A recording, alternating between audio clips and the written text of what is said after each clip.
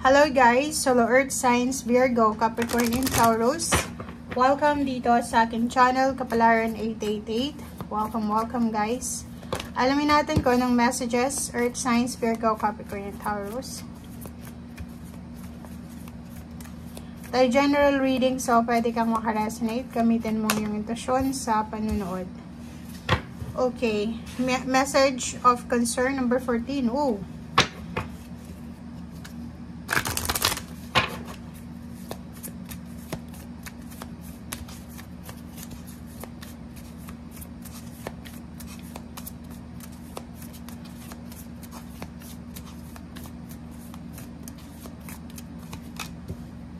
Medicine man or woman.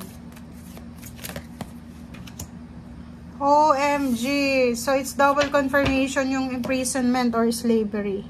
Okay, guys. Nako. Earth signs, Virgo, Capricorn, and Taurus. Especially sa mga Taurus and Virgo. Comment down below if you're resonated. Pwedeng sa araw na ito, ngayong araw mismo, kahapon, or ng isang araw, or pwedeng parating pa lang siya. Posibleng makatanggap ka or nakatanggap ka ng message of concern. Number 5 siya eh. 1 plus 4 is 5 is message of concern. So, pag-aalala. Posibleng mag-aalala ka dahil sa isang tao. It's either mababalitaan mo na may sakit yung isang taong ito, nasa ospital, or posibleng siya ay nakakulong or posible siyang makulong, parang ganon. So, sinasabi ng Baraseo dito na meron ka din na posibleng mabalitaan, makuhang balita o news na, like for example, may kakilala ka na pumunta ng ibang bansa, tapos hindi naging maayos yung employer na or hindi naging maganda yung kinahinatnan ng kanyang pag-abroad. Pwedeng siya ay under slavery, imprisonment, nagugutom na siya, or hindi siya pinapalabas ng kanyang employer, parang ganun. So, paki-comment sa comment section guys yung mga naka-resonate dito. Kasi parang kahapon lumabas na to eh. Parang lumabas na siya na posibleng makatanggap ka ng message na may isang taong nakakulong or posibleng makulong, or posibleng makatanggap ka na isang mensahe na yung kakilala mo may sakit, nasa ospital, kailangan ng tulong, or kailangan ng doktor, or may posibleng may balita or may humihingi sa'yo ng tulong financial dahil sa wala na siyang pera, or naghihirap siya, or marami siyang kailangan bayaran. If hindi niya mabayaran, posible siyang makulong. Parang ganun. So, comment down below guys.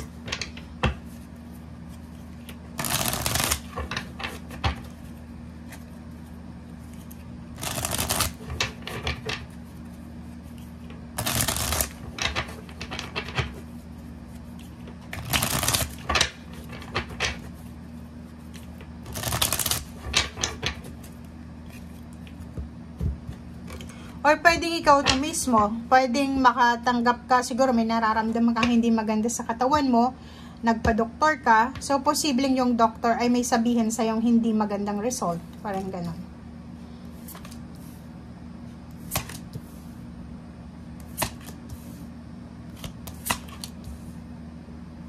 Okay, so yun, kung makikita mo dito, it's confirmation to. Diba? Tingnan mo, oh. Meron ditong Hierophant, meron na 9 of Swords, and then may 10 of Swords. Sinasabi ng barahan na may kailangan kayo ng tulong eh. Kailangan nyo ng tulong, or isang tao ang kailangan ng tulong na malapit sa inyo. Comment down below. Kasi ito, hindi ka makatulog sa sobrang pag-iisip. Hindi ka makatulog sa sobrang problema, anxiety, depression. Or nakikita natin dito na, kasi may emperor dito eh. So, it's either, yun na nga, pwedeng tungkol sa batas to. May kailangan kang i-deal sa batas, or pwedeng kapamilya mo ang involved, syempre involved ka rin. Hierophant, ang Hierophant is pwedeng mga abogado, doktor, engineer, or kung ano man to, na posible, pwede din na pare, pwede din na spiritual, na posibleng makatulong sa'yo para ma-resolve yung issue na to. Okay? So, unang-una, ang kailangan mo sa ngayon is pera. Sinasabi ng barahang ito na nangangailangan ka ng pera, nangangailangan ka ng tao na makakatulong sa'yo sa usaping salapi. Nakikita rin natin dito, may mga earth signs, Virgo, Capricorn, and Taurus na siguro naghahanap sila ng stability, lalo na sa kanilang health, emotional, financial. Pwedeng yung iba sa inyo dyan is sobrang stress na. Yung iba sa inyo dyan ay hindi na makapag-isip ng tama. Parang alam mo yun,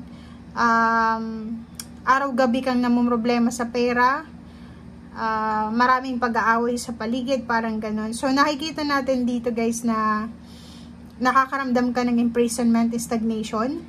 Gusto mo nang makaalis, kaso lang wala kang magawa. Sinasabi ng baraha sa'yo dito na yung iba sa inyo dyan is sobrang hindi stable yung kapaligiran. Kasi itong emperor is para lang siyang apat na paa ng mesa. 'Di ba? Na may foundation ka pero hindi stable. 'Di ba? Siguro may love life ka pero hindi stable yung love life mo. May trabaho ka pero hindi naman stable yung trabaho mo. Parang gano'n. Dito sa Strength card, sinasabi na sa araw na ito, if ever yun yung possible na malaman mong balita, kailangan mo magpakatatag, hanapin mo yung positivity. Okay? And wag na wag kang sumuko. Ang Zero the Fool ay nandito. So, sinasabi ng baraha sa'yo na wag mong isuko. Diba?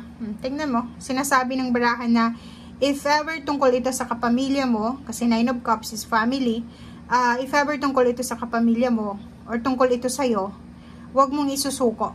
Ibig sabihin, ilaban mo pa rin.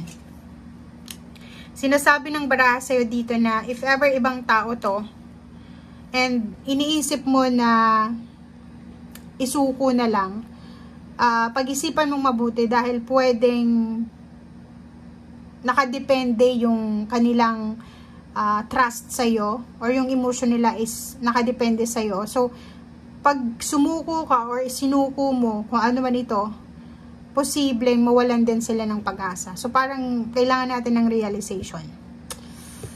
Okay. Okay, so nakikita ko rin sa'yo dito na posibleng makatanggap ka din. Parang yun. Etong message of concern and page of swords is one message lang siya, one card, na sinasabi na posible din na makatanggap ka na yung kalibin partner mo, yung asawa mo, yung girlfriend, boyfriend mo, ay may karelasyong iba, maliban sa'yo. So, nakikita ko sa'yo dito, napakahirap ng baraha mo ngayon. Paki-comment sa comment section guys, kasi sobrang, ano ba yan, ang bigat ng araw na ito, or ang bigat ng message na to para sa'yo. Okay? Thank you guys. Bye!